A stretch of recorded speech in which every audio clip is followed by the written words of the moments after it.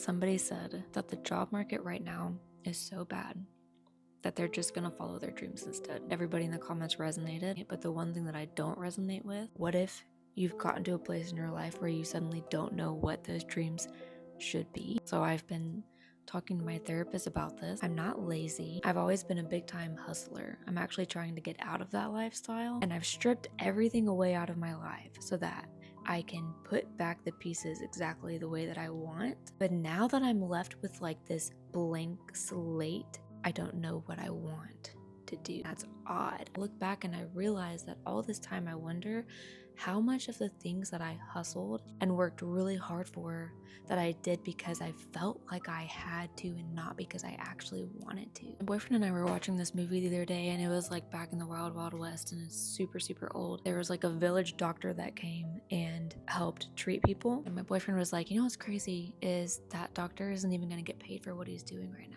And I was like, what are you talking about? He was like, yeah, no, he's just like of service to the community. That's how everybody works. There's farmers that just serve the community with that. There's people that sew clothes and they just serve one another with that. And I'm like, I don't know what you mean. I already had a conversation before that where I'd kind of said, like, I feel like that's how life is supposed to be.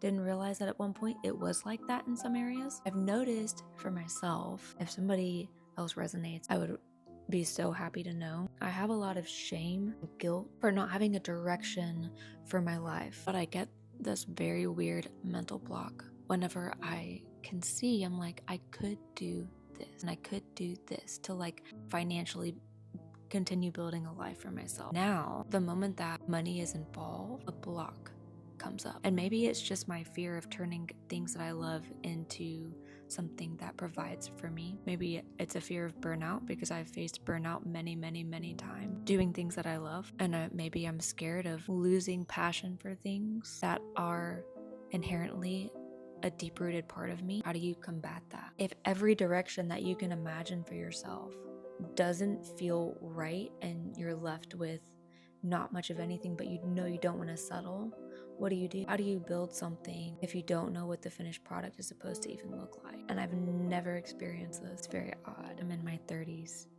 and I'm still trying to figure out what I want to be when I grow up. But being in my 30s, I now realize that I want to be as intentional about every decision that I make as possible. And I think maybe that's what's holding me back. How the guy said the job market is so bad. I get that because at one point I was working 5 part-time jobs. 1 full-time job was not going to pay the bills. 2 full-time jobs. I didn't have enough time to do both. So I needed to find 5 part-time freelancing jobs that I could just weave in and out of my life and hope and pray that they would pay my bills. And I hustled and I hustled and I hustled.